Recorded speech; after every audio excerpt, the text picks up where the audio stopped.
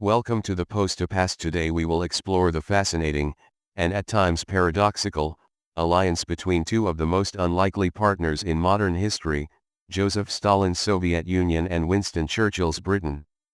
Despite their ideological differences, personal animosities, and political suspicions, these two nations found common ground during World War II. This alliance, driven by a shared goal to defeat Nazi Germany, would have profound implications for the outcome of the war and shape the future of the world. In the following chapters, we'll dive deep into the circumstances that led to this partnership, the motivations behind it, and the political complexities that define the relationship. We will also examine how this surprising collaboration altered the geopolitical landscape, particularly after the war, when the alliance quickly gave way to the Cold War rivalry. This is the story of how necessity and strategic pragmatism overcame mistrust and ideological division. The road to war and pre-war relations. Before the outbreak of World War II, the relationship between Britain and the Soviet Union was marked by suspicion and tension.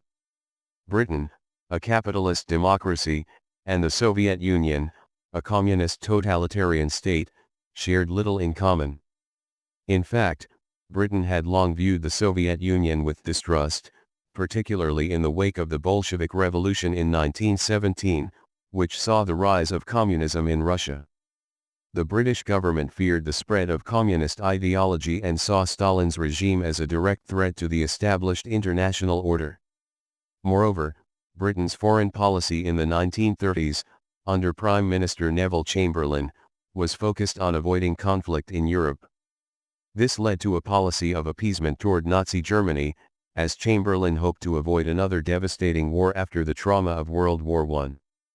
In 1939, the signing of the Molotov-Ribbentrop Pact between Nazi Germany and the Soviet Union shocked the world. The non-aggression treaty between Stalin and Hitler allowed both leaders to secure their borders and avoid a two-front war. This pact further alienated Britain and deepened mistrust of the Soviet Union. Yet, by the time war broke out in 1939, both Stalin and Britain faced growing threats from Nazi Germany, which was steadily expanding its influence across Europe. The British government, under Winston Churchill after May 1940, was now fully committed to defeating Nazi Germany. Stalin, too, was becoming increasingly concerned about Hitler's ambitions. The German threat and Stalin's shift. The invasion of Poland in September 1939 by Germany, followed by the Soviet invasion of eastern Poland, led to the beginning of World War II. Britain and France declared war on Germany, but Stalin remained on the sidelines, focusing instead on securing Soviet borders and maintaining peace with Nazi Germany. However, in June 1941, the world was shaken by the Nazi invasion of the Soviet Union, known as Operation Barbarossa. This marked a turning point, as Hitler's forces invaded Soviet territory with unprecedented force. The Soviet Union, now under direct threat, was faced with a dire situation. The Nazis had advanced deep into Soviet territory, and Stalin's military and strategic failures at the outset of the invasion left the Soviet Union vulnerable. Stalin was now desperate for assistance. Britain, already engaged in a long war against Nazi Germany, suddenly became a crucial ally for the Soviets. It was in this context that the alliance between Britain and the Soviet Union began to take shape. Despite their differences, Churchill recognized the strategic necessity of supporting Stalin in the fight against Hitler. Stalin, who had initially sought to avoid conflict with the Western powers, was now forced to embrace Britain as a critical partner in the war. The forming of the alliance. When Nazi Germany invaded the Soviet Union, Stalin turned to Britain for help. Churchill, in turn, recognized that defeating Hitler required a united front.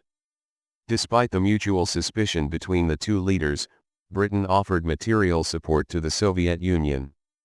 The most important early form of assistance was the Lend-Lease program, in which Britain supplied the Soviet Union with military equipment, food, and raw materials essential for sustaining the war effort. The alliance, however, was not based on shared values or a common vision for the post-war world. Instead, It was a pragmatic relationship born out of the need to defeat a common enemy. Churchill's famous declaration that if Hitler invaded hell, I would make at least a favorable reference to the devil in the House of Commons illustrates the practical nature of this alliance. The strategic necessity of defeating Nazi Germany outweighed the ideological divides between the two nations. In addition to material support, the two leaders began to cooperate militarily. The Soviet Union took the brunt of the fighting on the Eastern Front, with the brutal Battle of Stalingrad marking a decisive turning point in the war. Meanwhile, the British Army and its allies fought in North Africa, Italy, and eventually launched the D-Day invasion of Normandy in 1944. The coordination between Soviet and British military efforts was critical to the Allied victory. The political maneuvering and mistrust. While the alliance between Britain and the Soviet Union was crucial to the defeat of Nazi Germany, it was not without its complications. The partnership was characterized by significant mistrust, especially on the part of Churchill.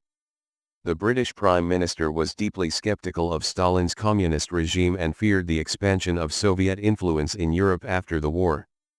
Stalin, on the other hand, viewed Churchill as a capitalist imperialist who sought to maintain Britain's dominance in the world. One of the main points of contention was the issue of a second front in Western Europe. Stalin repeatedly pressured Churchill and his allies to open a second front, which would divert German resources and relieve the pressure on the Soviet forces in the east. Churchill, however, was reluctant to commit to a large-scale invasion, as Britain was still recovering from the losses in the early years of the war. The delay in opening a second front led to frustration and growing tension between the two leaders. Despite these differences, both Churchill and Stalin understood the importance of maintaining the alliance to secure victory over Nazi Germany. They continued to work together, even as they jockeyed for influence and post-war positioning. The victory and the aftermath. By 1944, the Allied forces had turned the tide against Nazi Germany. The Soviet Union had achieved significant victories on the Eastern Front, and the Western Allies had successfully launched the D-Day invasion. The eventual defeat of Nazi Germany in May 1945 marked the end of the war in Europe. However, the cooperation between Britain and the Soviet Union was short-lived. As the war concluded, the ideological divide between the two nations re-emerged. Churchill and Stalin's wartime alliance quickly gave way to the Cold War, a period of intense political and military rivalry between the Soviet Union and the Western powers, particularly the United States and Britain. The Yalta and Potsdam conferences, held in 1945, revealed the deepening mistrust between the Allies as they negotiated the post-war world. The Soviet Union, now a superpower, sought to expand its influence in Eastern Europe, while Britain and the United States worked to contain communism. The Cold War had begun, and the alliance between Britain and the Soviet Union was relegated to history. Conclusion. The surprising alliance between Stalin's Soviet Union and Churchill's Britain during World War II was a product of necessity and pragmatism rather than shared ideology. Despite their mutual suspicions and ideological differences, both nations recognized that defeating Nazi Germany required cooperation. This unlikely partnership played a pivotal role in the Allied victory and altered the course of the war. However, once the war ended, the geopolitical landscape shifted dramatically, and the post-war world saw the emergence of new rivalries, notably the Cold War between the United States, the Soviet Union, and the Western powers. The story of this remarkable alliance serves as a reminder of how wartime necessity can bring even the most unlikely partners together, and how, once the common thread is removed, the old divisions resurface, shaping the world for decades to come. Thank you for listening to this episode on Postal Past. We hope you've enjoyed this deep dive into the surprising alliance between Stalin and Churchill during World War II. If you found this story insightful, don't forget to like, comment, and subscribe for more captivating content that uncovers the hidden stories of our past. Join us next time as we continue to explore the events that shaped history. Until then, take care and keep discovering the past with Postal Past.